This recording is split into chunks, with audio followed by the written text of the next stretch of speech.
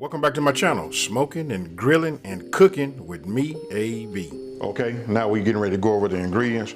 Here, I got 1.5 pounds of, this is 80-20. This right here makes for some good, some good tasting, ground beef.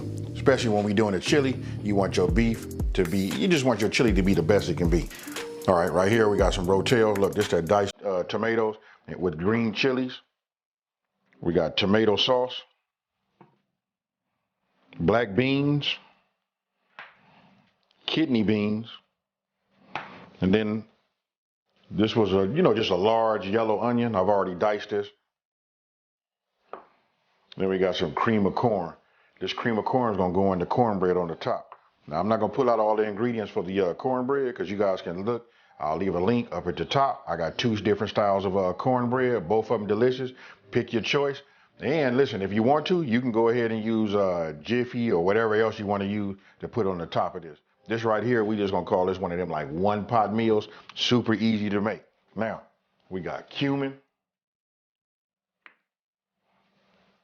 chili powder, oregano, and minced garlic right here. Now, right here I got kosher salt.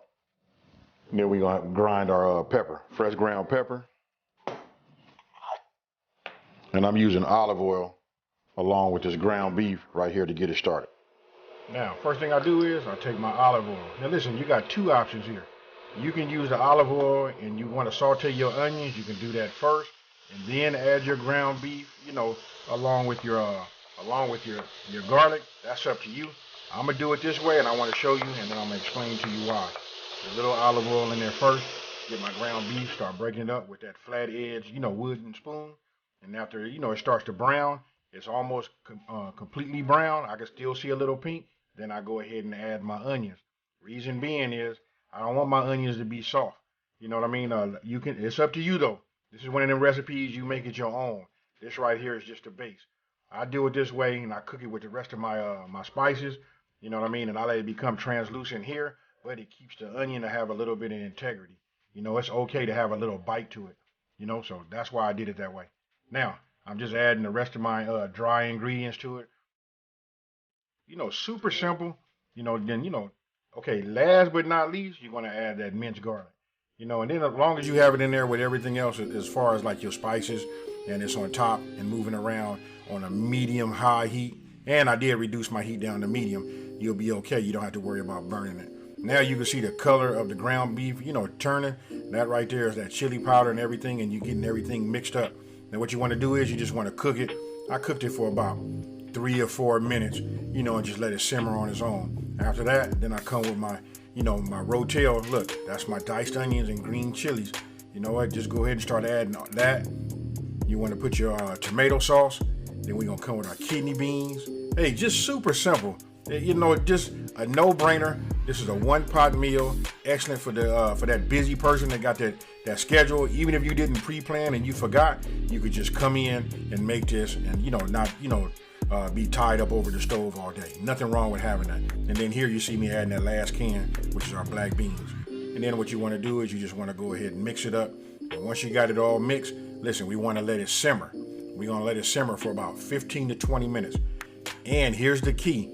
You'll notice that I never put a lid on top, which I have a lid for that cast iron skillet, but I don't use a lid. And the reason I'm not using the lid, you want to go ahead and let any of the liquids any of the steam and all of that, you want that to evaporate, because we're going to be adding that chili on top, and we don't want all of that liquid. You want it to still have some integrity so it'll stand up like a brick. Now, this right here is key. I talk about it in all my videos. You got to taste in stages. I tasted it, and now I know it's time to hit it with a little bit of salt. I went ahead and put 2 generous pinches of salt, and then I ground myself some pepper on that. Then I'm gonna stir it up, and then I'm gonna taste it again. That's key, you guys. This is so when you're done, you're not seasoning at the end. When you season now, listen, you cooking that great taste inside, along with that simmering process. And this right here is what's gonna separate you from the rest of everybody else that don't do that. So that's key. Now, got it all mixed up. Now I'm gonna taste it again, and boom, there you have it. And right here, I'm just like smoothing it out. I know that I'm gonna go ahead and just let this continue to simmer. Remember, 15 to 20 minutes is what you need. And then you can look and see how it comes out. Now, cornbread. No need to show cornbread. Listen, it's up to you. If you want to make it extremely fast, you could just use boxed cornbread, whatever it is. It's something that you like, and you're going to put it on top of this chili. I'm going to stand behind this chili right here. You're going to love it. So listen, cornbread and this chili, hands down, that's it. Now, the creamed corn. Now, I put the creamed corn in there. That's about a half a cup. I could have put the whole complete can in there. It's really up to you. This right here is to my liking, and everybody here, that's what we like. You know, about that much corn in there. So right now, I just want you to see like the texture. That's why I'm picking it up, letting it fall so you can see. You get your cornbread batter right, and then once you add that creamed corn, or you can use whole corn, whole sweet corn. It's up to you. Or you can just no corn at all. When I tell you this recipe right here is flexible, it's flexible. And there you can see a lot of that liquid has like evaporated. You know, we done cooked it down. You can see it simmering real good. Hey, your mouth should be watering. If it's not, something is wrong. All right, so after we do this, we're gonna mix it all up. We're gonna reduce that heat. You know what I mean? We wanna get it, matter of fact, now would be the time to go ahead and just cut your heat off. Just go ahead and turn your fire off. And then what we wanna do is we wanna smooth it out. Now you'll see I take that spoon and I run it around the edges just to get an indentation all the way around, on the edge, because we want to put about 16 ounces of that cornbread on top. And that's about all it's going to be able to handle with these ingredients and this cornbread without overflowing. Super easy, you guys. Now, once I'm done with that, then you go ahead and get that cornbread. And this is the easy part. You can't get this wrong right here. You can actually pour it all in the center. I like to try to pour it as evenly as possible. And now you want to, after you get that done, you take a spatula, or you can use the back end of a spoon and just make sure you got it coated. If some areas are thicker than the other, you just want to move it around. You just want to get an even coat. And then you want to put it in the oven, which should have been preheated at 375 degrees. And you put it in the oven for about 40 minutes, and this is what you come up with right here.